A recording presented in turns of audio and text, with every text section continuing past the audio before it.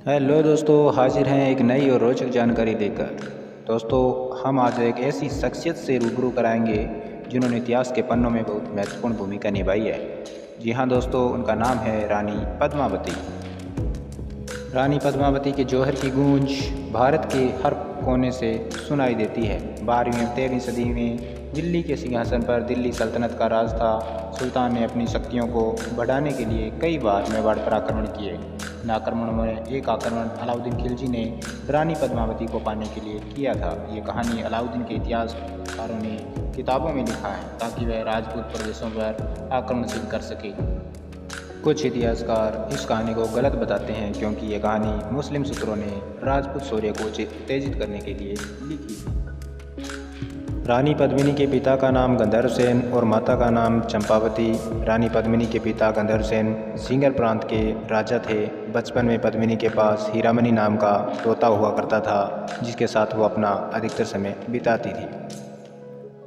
रानी पद्मिनी बचपन से ही बहुत सुंदर थी।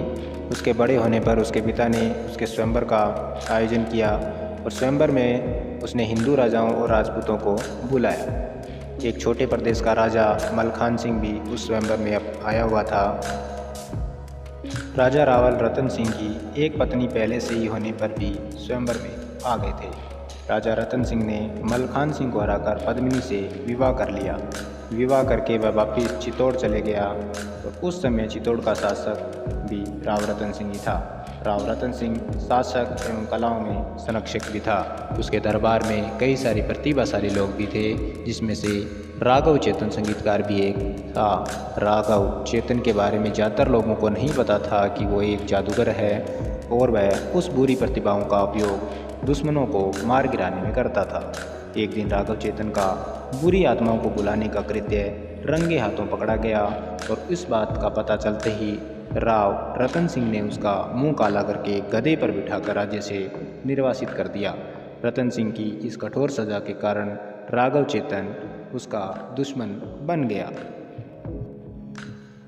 अपने अपमान से नाराज होकर चेतन दिल्ली चला गया। वहां पर वह दिल्ली के सुल्तान अलाउद्दीन खिलजी को मिला और चित्तौड़ पर आक्रमण करने पर राजी करने लगा।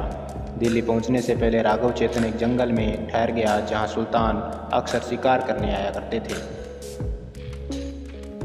एक दिन उसको पता चला कि सुल्तान का शिकार दल जंगल में प्रवेश कर रहा है तो राघव चेतन ने अपनी बांसुरी से मधुर आवाज़ निकालनी शुरू कर दी। जब राघव चेतन की बांसुरी की आवाज़ सुनकर सुल्तान के शिकार दल पहुंच गए और सोच में पड़ गए कि कौन इतनी सुंदर बांसुरी बजा सकता है। सुल्तान ने इस बांसुरी वादक को ढूंढ कर लाने को कहा। जब राघव चेतन को सैनिकों ने खिलजी के सामने प्रस्तुत किया और सुल्तान ने उसकी प्रशंसा करते हुए अपने दरबार में आने को कहा और चालाक राघव चेतन ने पूछा कि मुझ जैसे संगीतकार को आखिर क्यों बुलाना चाहते हो, और कहा कि आपके पास तो बहुत सारी सुंदर चीज़ें हैं। जिसे सुल्तान असमंजस में पड़ गया और राघव चेतन से साफ साफ बताने को कहा कि तुम्हारी बात का क्या मतलब है।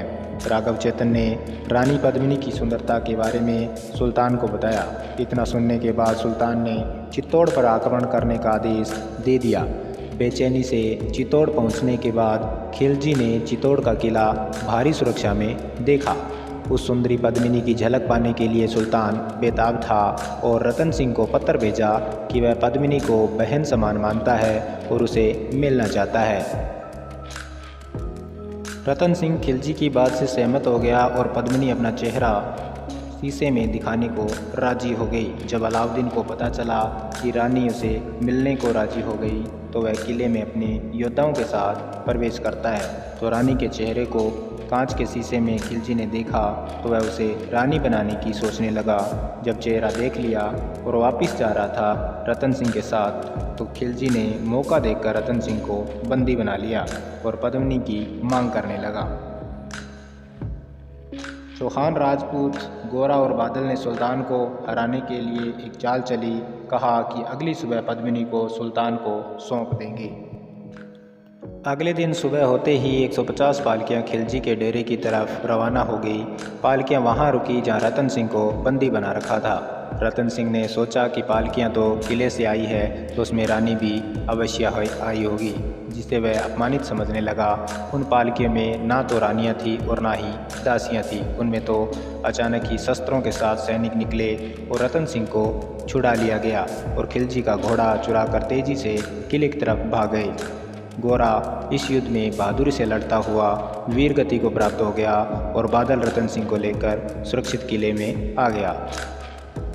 जब खिलजी की योजना नाकाम रही तो खिलजी ने गुस्से में आकर अपनी सेना को चित्तौड़ पर आक्रमण का आदेश दे दिया। खिलजी की सेना को किले में प्रवेश करने की नाकामी हासिल हुई। खिलजी ने किले की घेराबंदी का निर्णय लिया और जिसे किले की खाद्य आपूर्ति समाप्त होने लगी, जिसे रतन सिंह ने अंत में द्वार खोलने का निर्णय ले लिया और केसरिया बाना पहना और सैनिकों सहित लड़ते हुए वीर गति को प्राप्त हो गए। जिसे रानी पद्मिनी ने सोचा कि खिलजी की सेना सभी चित्तौड़ के पुरुषों को मार देगी। अब चित्तौड़ की औरतों के पास दो उपाय थे, या तो वे विजय सेना के सामने समर्पण कर दे या फिर जौहर। दोस्तों, आपको जानकर दुख होगा कि सभी महिलाओं का पक्ष जौहर की तरफ हो गया था। एक विशाल चिता जलाई गई। रानी पद्मिनी के बाद चित्तौड़ की सारी औरतें उसमें कूद गई। चित्तौड़ किले के बाहर खड़े दुश्मन सैनिक यह देखते रहे। जब दुश्मनों ने किले में प्रवेश किया तो उन्हें राख एवं हड्डियों के अलावा कुछ नहीं मिला। जिन महिलाओं ने जौहर किया उनकी याद आज भी लोकगीतों में जीवित है। इसमें उनके गौरवान्वित कार्यों का बखान किया जाता है। दोस्तों, कहानी कैसी लगी कमेंट में ज़रूर बताएं। अगर चैनल पर नए हो तो चैनल को सब्सक्राइब करना न भूलें। आज के लिए बस इतना ही। नई जानकारियों के लिए मिलते हैं एक नई वीडियो में।